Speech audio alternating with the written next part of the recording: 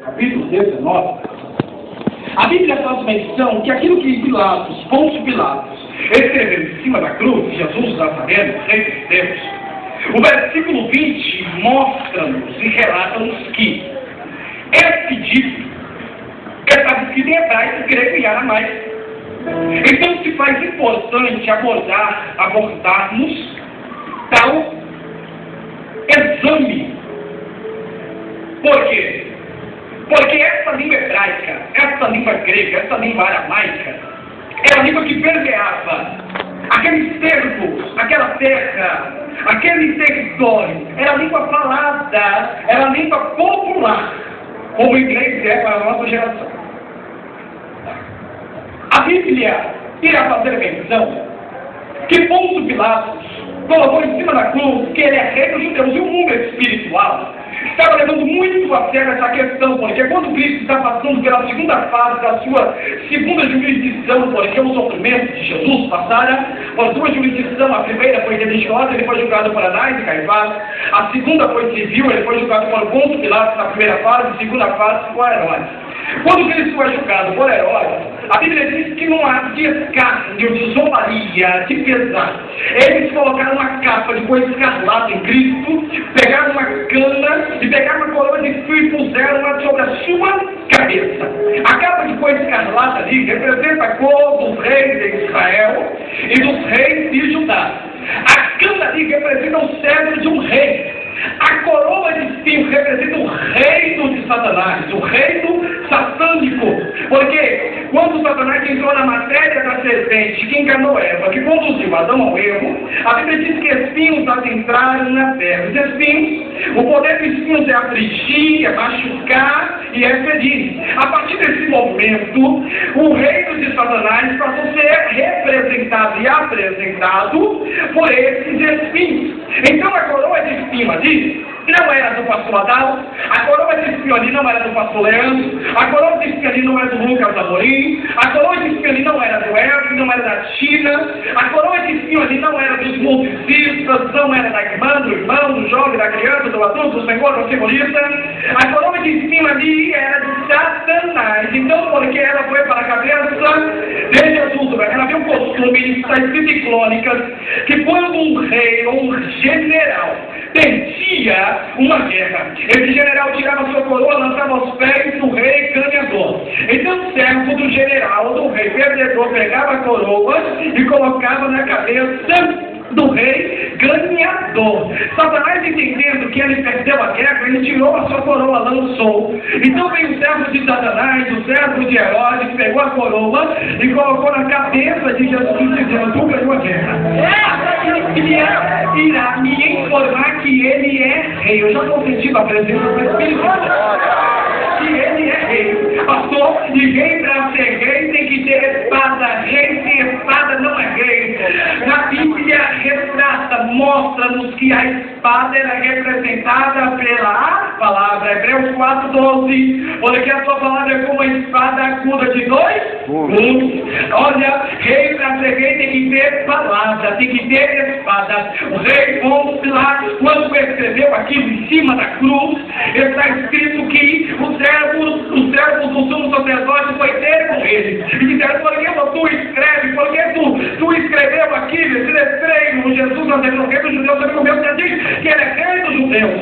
O Pôncio Pilatos diz: o que escrevi, eu tenho palavra, o que eu disse está dito, o que eu falei está falado, o que eu disse, que escrevi está escrevido. Amém. Então o rei para ser rei tem que ter palavra. A prova de que Jesus é um rei que tem palavra é que Jesus vai nos ensinar a fazer do nosso sim, do nosso não. Seja porém o vosso palavra sim, não. Sim, não. Sim, não. Jesus, como rei, ele tem espada. Onde está a espada de Jesus? O versículo 17. Levando ele às costas a sua cruz, saiu para um lugar chamado Calvário, que em hebraico se chama Gólgota. A expressão Gólgota no original grego, que é o original do Novo Testamento, traz por sua vez a etimologia, o significado, a transliteração, crânio, cabeça cabeça. Então, Mateus, no capítulo 27, vai chamar esse Gólgota de lugar da caveira, o crânio da caveira. Então, quando Cristo ele carrega a cruz como um guerreiro que desembanhou a espada. Wesley, se a cruz é uma espada, por que não está na Bahia? Porque Jesus entendeu que é tempo de guerra. E guerreiro que guerreia não fica com espada na Bahia, ele leva.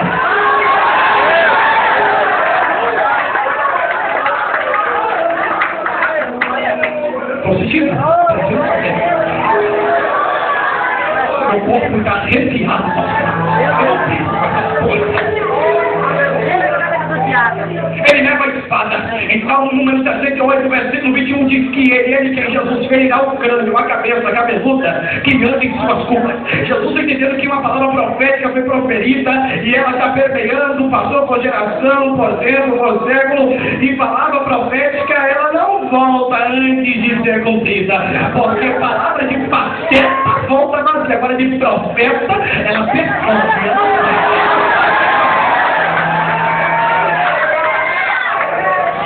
A profecia é ele ferirá o crânio, a cabeça que anda em suas culpas. A cabeça ali é a cabeça da morte, a cabeça da caveira. Então, quando Cristo carrega a cruz, ele carrega a cruz com uma espada a fim de ferir o crânio, a cabeça. E Gólgota significa crânio, Gólgota significa cabeça. Porque quando Cristo chegou no Gólgota, quando ele crava a cruz no Gólgota, quem olha a cruz de baixo para cima, vê uma cruz mais, quem olha a cruz de cima para baixo, vê uma espada enfiada na cabeça da caveira.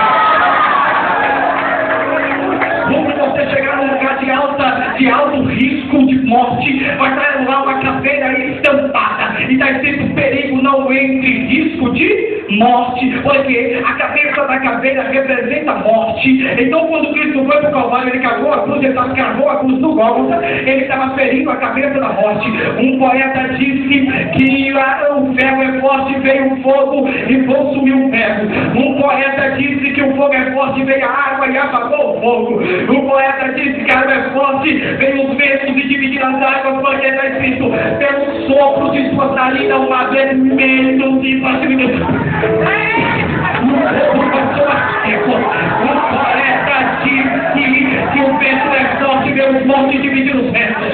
O poeta disse que os montes é forte, vê os homens destruir os montes. O poeta disse que os montes, que os homens são fortes, vê a morte destruir os homens. Aí o poeta, pastor Leandro, pastor Adalto, equivocado, disse: não há ninguém como a morte. A morte é incomparável. A morte destrói rico e pobre, branco e negro. A morte destrói pequeno e alto, classe baixa, classe média, classe alta. Ela destrói, ela traga com tudo. Não tem ninguém como a morte. Aí quando o poeta estava escrevendo isso, uma cena passou na mente do poeta. E a cena é de João capítulo 19, versículo 17. Alguém carregando uma espada, alguém carregando uma cruz. Assim seria a morte.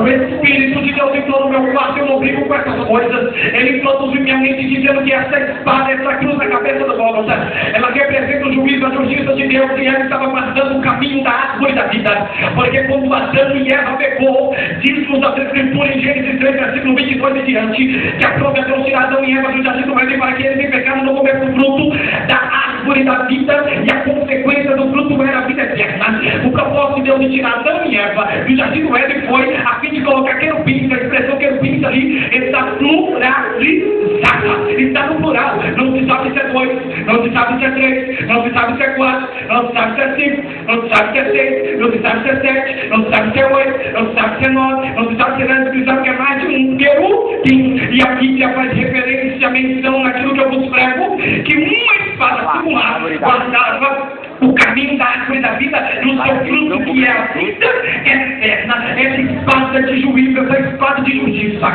guardava o caminho da árvore da vida, a fim de que o homem e a mulher em pecado não participassem da vida eterna, do fruto da vida eterna, porque não tem como ter vida eterna se tiver em pecado. E aí, puxa.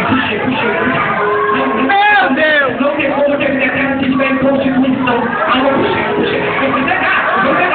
Não tem como ter vida eterna se tiver em fofoca. Não tem como ter vida eterna se o mundo inteiro não tem como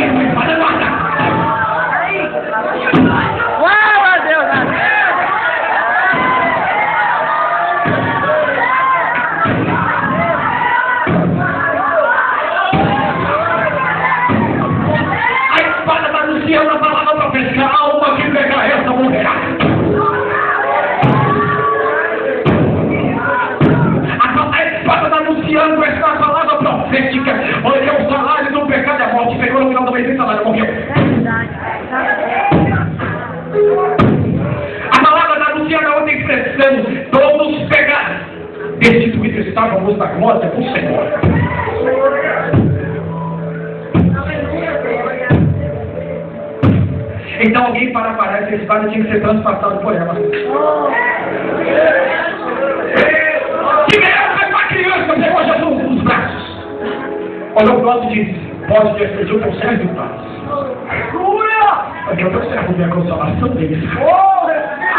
Ele olhou para Maria, apontou para a criança e vai dizer assim: ó, uma espada o transpassará. Que espada que ia transpassar Cristo? A espada que guardava o caminho da vida.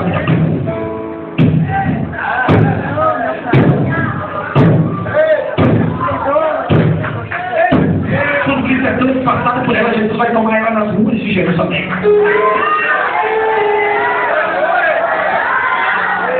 Jerusalém, tanto no hebraico quanto no grego, significa habitação da paz, lugar da paz, ou morar na paz. E sabe onde Deus havia estabelecido a paz com o homem? No Éden.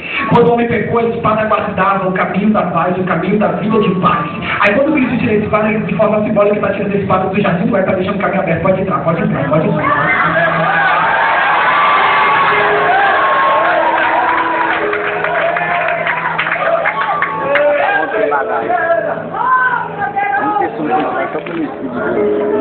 Essa espada apareceu na mão de Salomão.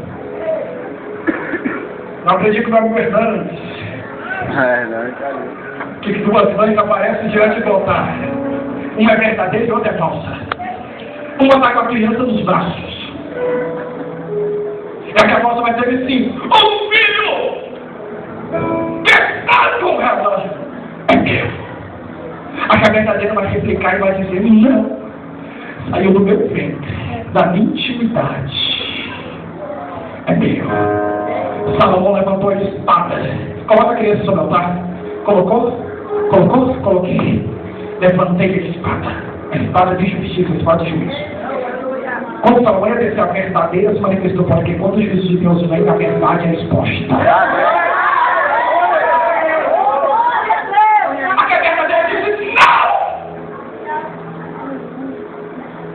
Não mate o meu filho. Entregue ele a ela para que ele viva. Então Salomão, pela espada, conseguiu dizer quem é e quem não é. Quem tem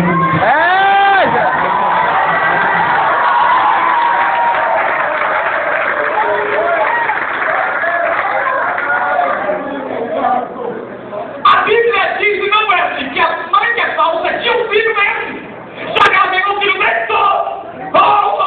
Isso fosse uma criança, e o filho representa o ministério, a chamada, o propósito. E existe pessoa, segura. Eu quero chegar bonitinho para você entender. Eu quero chegar bonitinho, para ninguém sair daqui sem saber. Bonitinho e gostoso para Jesus. Quero chegar bonitinho, pastor. Existem pessoas que estão dançando, rolando, sufocando o ministério com o pecado e estão matando o ministério de Deus.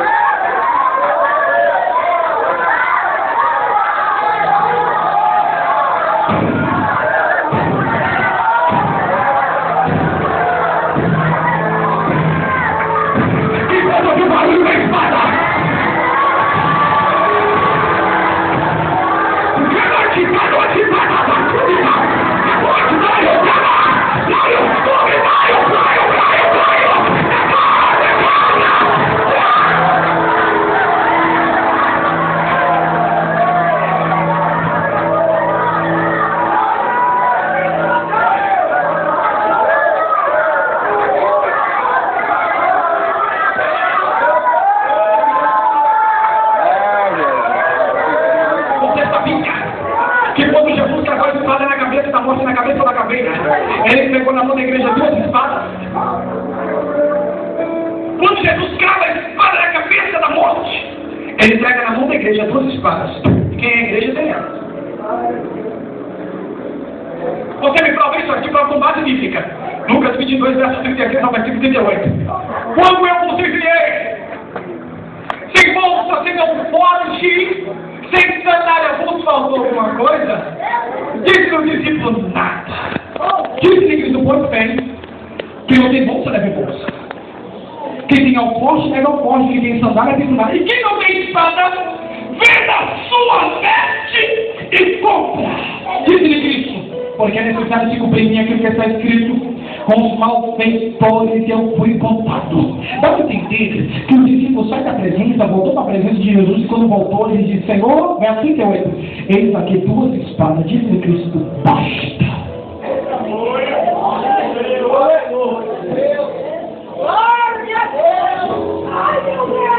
A primeira espada representa a espada de Efésios, capítulo 6, versículo 10.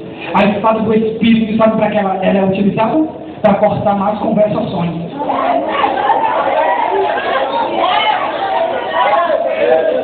Quem tem espada do Espírito não perde tempo com fofoca.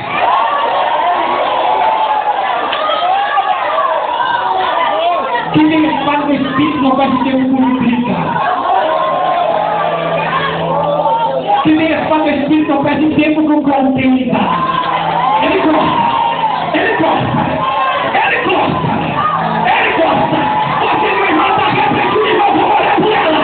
Você meu irmão está arrependido e não vou olhar por ele. A espada, e o que me chama a atenção é que a espada corta por 2 lados.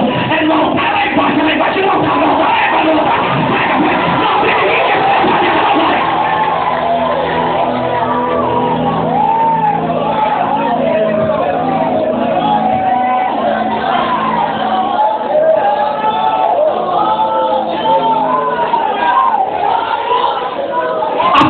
Não aparece na mão de Pedro, fragmentos de pedra. Aí Pedro, quando está no Getsemane, ou no Getsemane na nossa língua latina, a Bíblia faz referência e menção concernente o que eu vos digo, que o servo do sumo sacerdote mau veio prender Jesus Cristo. Aí Pedro pegou a espada, tirou da farinha no Getsemane e foi na orelha do servo do sumo sacerdote, orelha direita, e a orelha caiu. Aí Jesus vai repreender a Pedro e diz: Pedro, aqueles que lançaram mão à espada morreram. Sabe por que Jesus tinha colocado essa espada na mão de Pedro? A fim de assinalar um propósito. E esse propósito é pós-Calvário. Qual é o nome desse propósito? Graça. Aquela espada na mão de Pedro representava graça. E Pedro vai usar ela antes do Calvário e usa ela para ferir. Ai, meu Deus! Aleluia, Deus!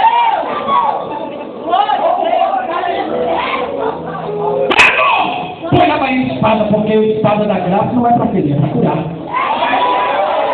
Pedro! Põe a espada, porque a espada da graça não é para matar, é para dar vida. Pedro! Põe a espada, porque a espada da graça não é para derrubar, é para levantar.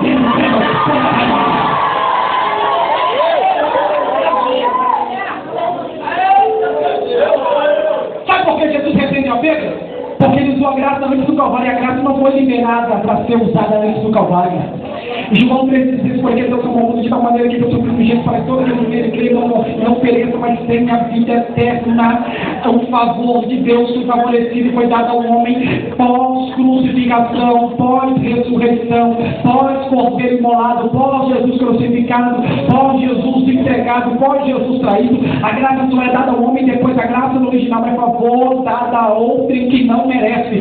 Temos o favor de Deus depois da morte. Antes da morte tínhamos a lei e o juízo no Senhor, mas depois da morte, o favor, a graça é liberada, e Pedro quer usar ela, sabe onde? No Getsemane. Getsemane é Getsemane. Calvário é Calvário, e graça é usada depois do Calvário, não no Getsemane. Então, Deus queria ensinar Pedro que se Pedro queria usar a graça, ele tinha que passar pelo Calvário, porque não tem como ter graça se não passar pelo Calvário. Não, entendeu? Eu estou dizendo que se você quer cantar na graça, passa pelo Calvário. Quer cantar na graça, passa pelo Calvário. Quer poder usar a graça, passa pelo Calvário.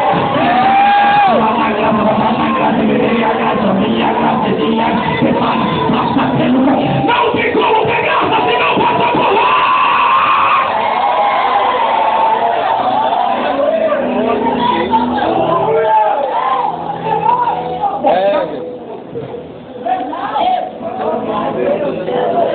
Mas sabe por que nós não queremos o Calvário, meus caboclos? Sabe por que nós não queremos o Calvário? Porque no Calvário tem cruz, e cruz é domínio sobre a carne, as suas mãos estão crucificadas e amarradas, seus pés estão amarrados e pregados, e você já não age mais com sua própria mão, nem anda com seus próprios pés. Calvário, alguém age por você, alguém vai por você, não entendeu? Eu quero dizer que no Calvário você não toma as atitudes, quem toma as atitudes são eles.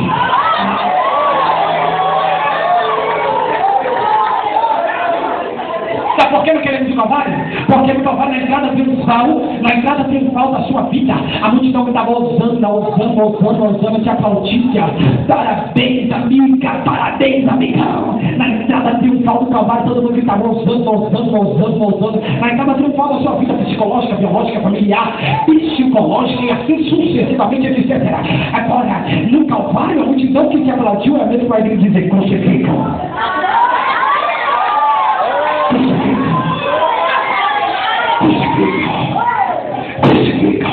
Nesse momento você vai pedir água, sabe o que eles vão te dar? Fel. E no fel, a Bíblia diz que no vinagre tinha fel. A Bíblia diz em Mateus que deram fel. Fel na Bíblia é representação, mostra mágoa, amargura, rancor, falta de perdão, coração duro. Não consigo perdoar, me magoou, me bateu no bar, bateu na minha mão, eu vou na outra. É assim, desce. Só que a Bíblia diz que o autor Lucas escreveu que quando Jesus experimentou o fel, ele cuspiu. Jesus não deixou o fel entrar para dentro dele, ele jogou para fora, não entendeu? No Calvário você não guarda mágoa, no Calvário você libera perdão, no Calvário você não guarda rancor, no Calvário você libera. Calvário é diferente!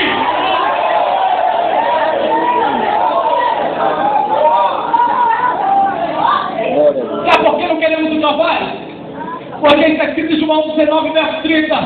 Sabendo ele que todas as coisas estão cumpridas, trazidas para os nossos dias atuais, sabendo ele que todas as coisas estão cumpridas, o Senhor falou que faria de mim um pregador, sou um pregador. O Senhor falou que faria de mim um profeta, um bom cadeiro na terra, eu sou um bom na terra. O Senhor falou que faria dos obreiros são pastores. Deus falou que faria você de um empresário, uma empresária bem sucedida, graças a Deus está sendo. Deus falou que te honraria no ciclo de oração, tu participaria desse grupo, tu participaria da mocidade, regeria, participaria do jogral, está tudo cumprido, sabendo ele que todas as coisas estavam cumpridas, veio um soldado para ferir. Sabe por que não queremos o Calvário? Porque depois de tudo de boa, igualmente diz meus manos capixaba, tudo de boa, tudo na bênção, tudo na paz, como diz meus manos baianos, tudo de boa, tudo na paz, alguém vai te ferir. Quem quer ser ferido? No Calvário é assim, você é ferido.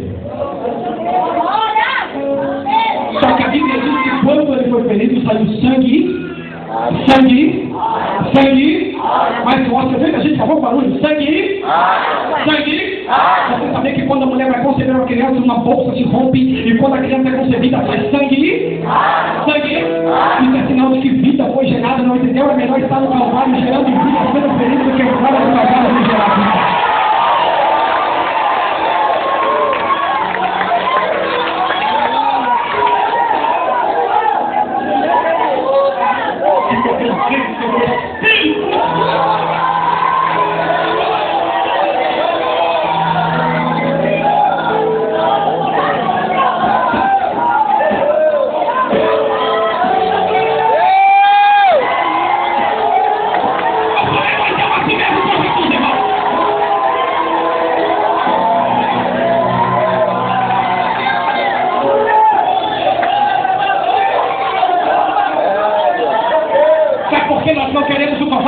Porque Calvário é lugar de guerra. Calvário só entra guerreiro. Calvário só vai guerreiro. Calvário só consegue vencer quem é guerreiro. A Bíblia faz menção que todos que passando me rodearam, Salmo número 22. Todos que passando me rodearam, eles abriram a sua boca contra mim, embasando a cidade de Bazã. Tudo era elevado, tudo era exagerado. Os jovens de Bazã não são como os nossos jovens. Os jovens de Bazã tinham 3 metros de altura, muito pesado. As camas dos jovens de Bazã não são como nossas camas do século 21, atualmente, que é de colchão, como as camas dos jovens de Bazã era de ferro com cimento, era cama gigantesca. Então, transferindo isso para o Calvário de forma psicológica, isso mostra que grandes potestades da mais alta periculosidade foi para o Calvário a fim de tirar Jesus de lá. Porque Satanás nunca quis ver Cristo no Calvário.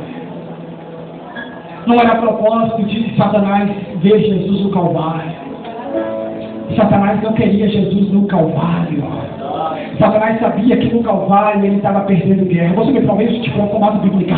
Jesus proclamou um sermão no templo, tentaram jogar Jesus de despenhadeiro, tentaram apedrejar a pessoa do mestre. A Bíblia vai fazer menção que quando ele estava crucificado, o ladrão da direita, o ladrão da esquerda vai dizer: rapaz, se tu tu és de fato o Filho de Deus, salva-me e salva a ti. Aí os soldados passavam manietando a sua cabeça e dizia da seguinte forma: se tu és o Filho de Deus, ele salvou, os outros não salva a ti. O propósito de Satanás é tirar Jesus do Calvário, porque Calvário tem espada na cabeça de Satanás. No Calvário Jesus estava ferindo aquilo que estava nos domínios de Satanás da morte. Jesus estava ferindo. Essa espada de Jesus, ela possui 6 lados: alto, baixo, direita, esquerda, frente, trás da espada, trás da cruz. O que diz respeito à parte de trás da cruz, diz respeito à vida de Jesus antes da cruz, sendo Deus, não tentou ser igual a Deus, mas deixou seu corpo, sua beleza, sua veste de Deus, tomou a forma de servo, fez semelhante aos homens, e foi até a morte de cruz aqui para a parte de trás. Aí vem a parte de frente. O que diz respeito à parte de frente da cruz? Diz respeito àquilo que acontece depois da cruz? Deus o exaltou soberanamente. Deus me deu um nome que é acima de todo nome. Todo joelho na terra, debaixo da terra, vai se prostrar diante do Senhor. Antes do Calvário, o Espírito descia, manifestava e voltava. Depois do Calvário, eu vejo os 120 crentes sentados. A Bíblia diz que ele estava sentado. E ele dizia: manda.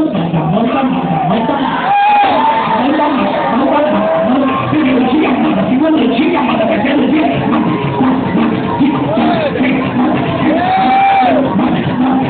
Até que chegou 10. E veio do céu, vem tipo um vento impetuoso, que encheu toda a casa seja, a casa é toda vazia, como o Espírito vem, ele preenche tudo!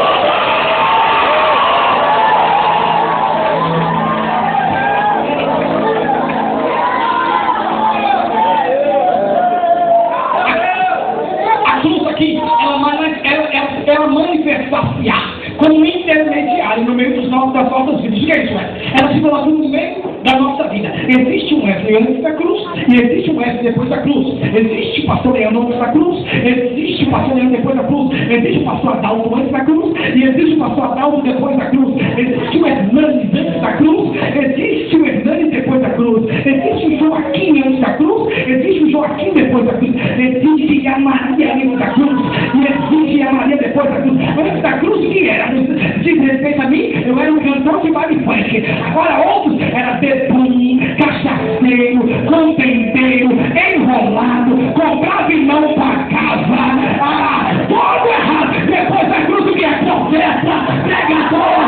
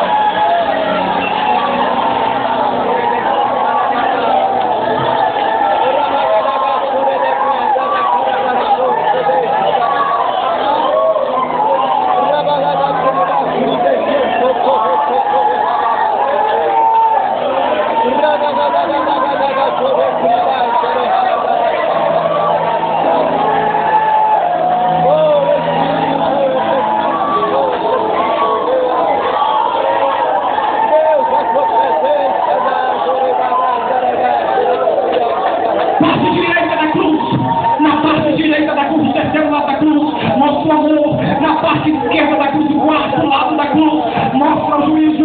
Não é tão grande que Jesus olhou para o ladrão da direita. O camarada era salteador. A sociedade não queria intimidade com esse homem. A sociedade não queria diálogo com esse homem. A sociedade não queria conversa com esse homem. Só que esse homem não encontrou a sociedade. Ele encontrou aquele que é acima da sociedade. E quando todos menosprezam, Jesus abraça. Quando todos criticam, Jesus bendiz. Quando todos rejeitam, Jesus aceita. Jesus é diferente. A Bíblia não pensou porque aquele homem se arrependeu. O destino daquele homem foi mudado. Aquele homem foi para o Hades, mas Jesus dizia para o Hades. Jesus disse: hoje mesmo estará comigo no paraíso. Jesus muda a história. Jesus muda o caminho. Jesus muda a trajetória. O segredo é se arrepender, é se humilhar. Ele muda a ira. Deus da glória, Deus soberano, Deus fiel. Jesus é assim, Jesus muda caminho, Satanás não muda caminho. Sabe para ver de prova na Bíblia? Existem caminhos que para o homem são caminhos de Herodes. Herodes é assim, meu amigo Lucas Amorim. Diz aos magos que no original grego é os pastores. Vai por esse caminho. Até encontre Jesus. Até encontre o menino. Mas volte pelo mesmo caminho. Satanás é assim, até permite que você encontre Jesus, que você aceita, mas Satanás quer que você volte pelo mesmo caminho. Só que a Bíblia diz que para vergonha de Satanás e Herodes, que eles foram por um caminho, mas quando encontraram Jesus, voltaram pelo outro caminho. Não tem como ter um encontro com Jesus e permanecer no mesmo caminho.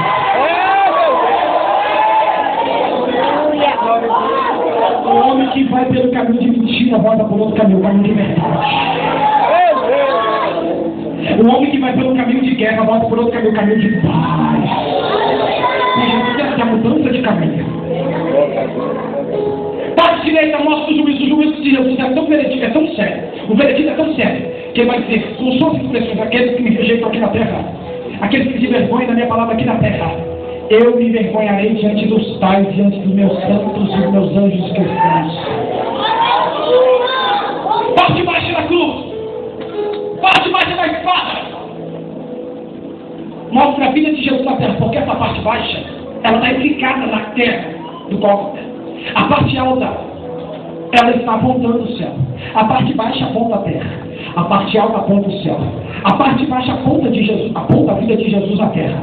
A parte alta fala da vida de Jesus no céu. Na terra ele teve fome, mas no céu ele é o pão da vida. Na terra ele teve sede, mas no céu ele é água viva que mata a sede do Espírito. Na terra ele teve cansaço a ponto de descansar na prova do barquinho. Lembro que os pés logo ali, na prova do meu barco a dormir. Teve tanto cansaço a ponto de descansar na prova do barquinho, mas no céu ele diz: vinde a mim, todos que estão cansados.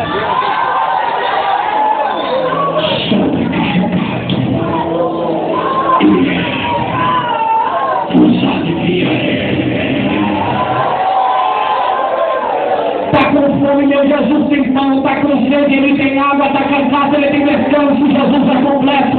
Você não precisa procurar. Aleluia! Console em outro lugar, na macumbaria, na feitiçaria, na idolatria, na católica, não! Você precisa procurar descansar em Jesus. Eu quero!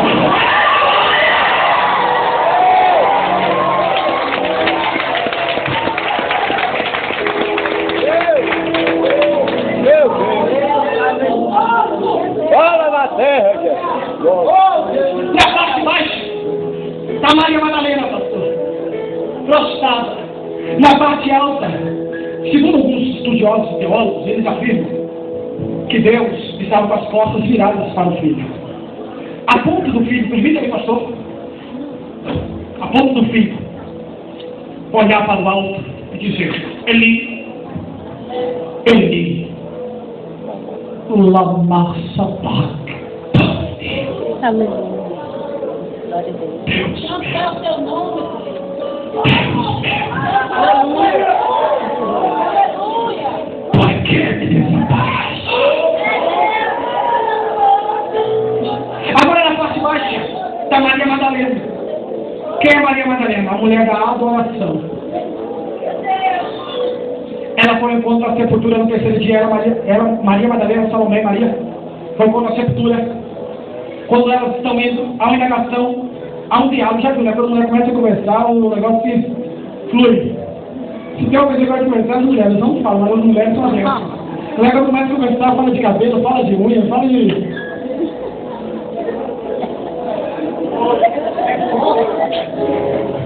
Fala, Deus!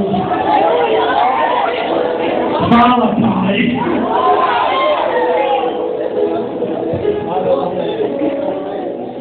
A Bíblia faz menção que o nosso Senhor estava na sepultura. Ao terceiro dia ele ressuscitou. Só que Maria Madalena, ele está indo ao encontro. Ela está indo ao encontro da sepultura. E há uma indagação entre as Marias dizendo: quem irá remover a pedra? Por sua surpresa ou por seu assombro, não sei, mas uma coisa eu sei: que a pedra já estava removida. Glória a Deus! Sabe o que eu quero te dizer? O que eu quero te informar? Que quando é para Deus fazer, Ele faz. O que não é possível ao homem, é possível a Deus. Eu não sei se alguns estão entendendo o que eu quero dizer. Eu estou dizendo que existem algumas causas aqui que são impossíveis ao homem, impossíveis aos homens. Deus está dizendo: o que é para mim fazer, eu vou fazer. A pedra estava removida. Ela olha, se aproxima. E o anjo vai dizer, eu interpretando a voz, a expressão do anjo: Maria! Maria! Você está procurando a pessoa certa, porém no lugar errado. Já viu mulher assustada? Come unha, pede o leite queimar. A criança fez a sua necessidade da mesma criança, porque está no outro.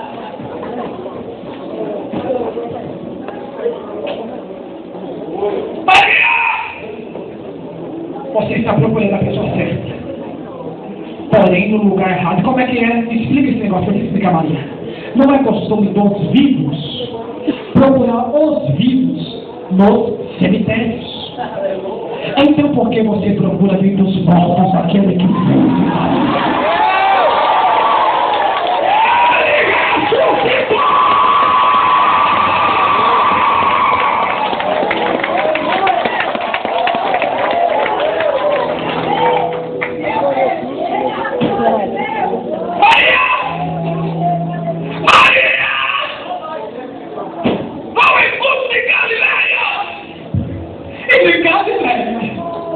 anunciar o que ouve e o que vê.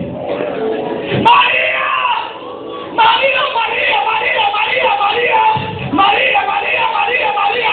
Deus está anunciando uma Maria, Maria, Maria, Maria, Maria, olha para cá, Maria, olha para cá, Maria! Maria, Maria, Maria, Maria! No caminho de Galileia, Jesus te encontra. Como é que é, Senhor? É no caminho que Jesus se encontra, Maria, não é fora do caminho. Que Jesus se encontra, não é fora da presença. Maria! É no caminho, não é fora do caminho. É na presença, não é fora da presença. Maria, vá ao encontro que Ele te encontra. Vai ao encontro que Ele te encontra. Vai pelo caminho.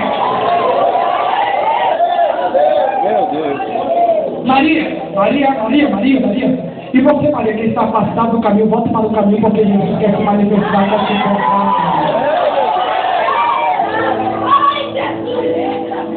A Bíblia diz uma vez que quando Maria foi, ela encontrou. E sabe o que a Bíblia diz? Que ela se prostrou, abraçou os pés e o adorou. Glória a Deus. Já percebeu, pastor? que as Marias, na visão bíblica, sempre fizeram as diferenças. Jesus é um encontro da sepultura do amigo Lázaro. Aí quando Jesus sai no encontro do túmulo do amigo Lázaro da sepultura, a Bíblia faz menção que Marta vê o encontro com Jesus entra na cidade. Marta vai dizer: Senhor, se o Senhor estivesse aqui, ele não teria morrido, meu irmão não teria morrido. Marta, Marta, ele vai ressuscitar. Senhor, eu sei que ele vai ressuscitar. Porém, na ressurreição dos últimos dias, disse-lhe Cristo: Marta, eu sou a ressurreição e a vida. Quem crê em mim, ainda que esteja morto, viverá.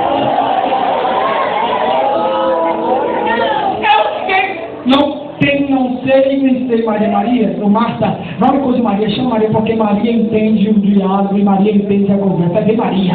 A Bíblia diz que quando Maria está vindo para a Bíblia que diz essa, Maria prostrou, adorou, chamou de Senhor, depois que ela se pôs, depois que ela adorou, chamou de Senhor, Jesus chorou. Estão entendendo os filhos que quando você murmura, Deus fica quieto, e quando você paga, Deus fica calmo, e quando você murmura, Deus vai. Agora, quando você adora de próximo e reconhece, ele chora, se compadece, ao invés de visitar, ao invés de orar, ao invés de virar, glória a Deus! Glória a Deus! A palavra adoração no hebraico é razão de reverenciar, se prostrar, inclinar. No grego é proscunhos, e proscunhos tem diversos significados. Um dentre eles é se aproximar, beijar entre os olhos nessa parte e expor seus atributos. Sabe o que é isso? Dizer o que ele é para você. Não entendeu? O que Jesus é para você. Aí está a igreja me perguntar, dizendo: o que Jesus é para você. Eu te diria que na letra A ele é meu amigo, na letra A ele é alfa, na letra A ele é ancião de Deus, na letra A ele é meu amor, na letra B ele é bonito, na letra C ele é meu Cristo, cordeiro que tira o pecado deste mundo, na letra D ele é Deus contigo, Deus comigo, vamos resumir, é Deus conosco, na letra E ele é